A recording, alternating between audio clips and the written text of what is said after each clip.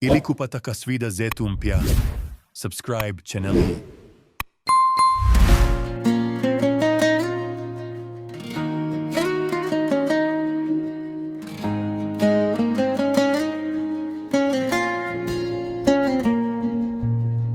Kumi la pili ni masiku ya maghfira, msamaha wa Mola hushuka kwa wingi na dama.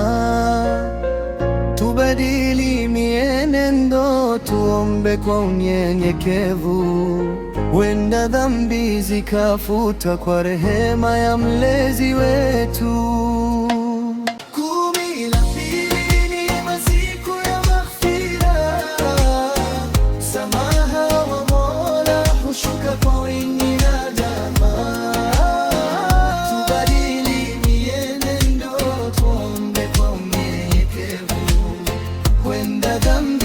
Kafuta kwa rehema ya mlezi wetu.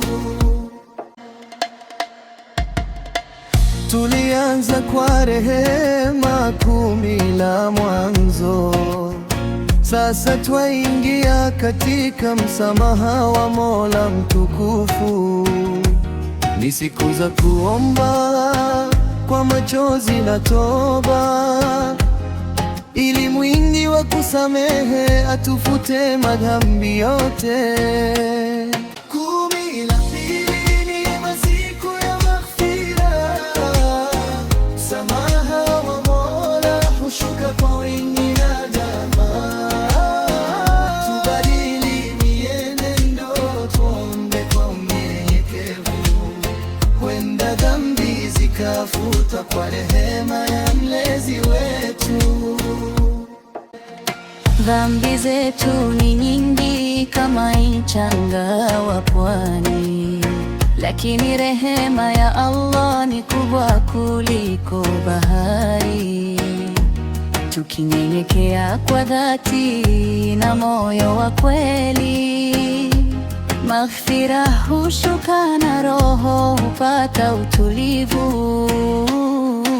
Zidisha istighfari mchana na usiku, Rabbi ighfirli, lisikose midomoni mwako. Swala kwa kushukurani isomwe kwa tadabbur, katika kumi la pili jenga daraja ya akhera.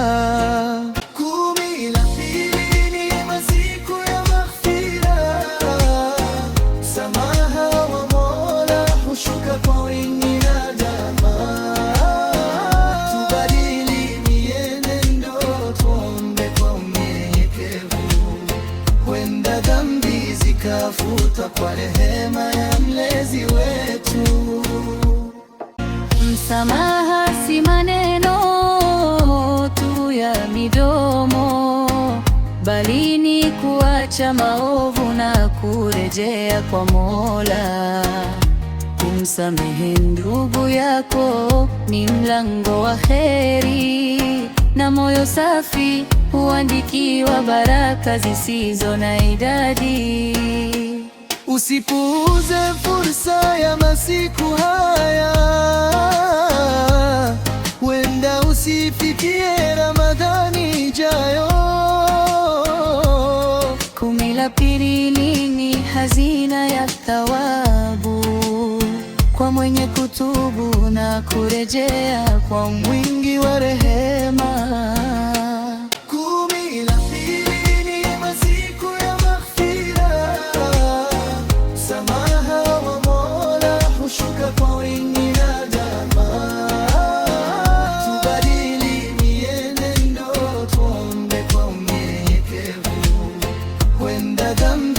Kafuta kwa rehema ya mlezi wetu.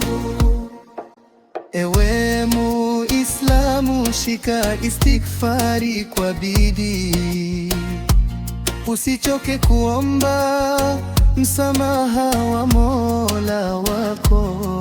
Katika kumi la pili panuka kwa toba ya kweli, upate kuingia kumi la mwisho ukiwa safi moyoni.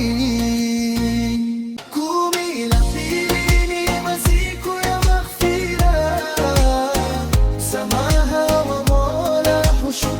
porini na dama. Tubadili mienendo, tuombe kwa unyenyekevu, kwenda dhambi zikafutwa kwa rehema ya mlezi wetu.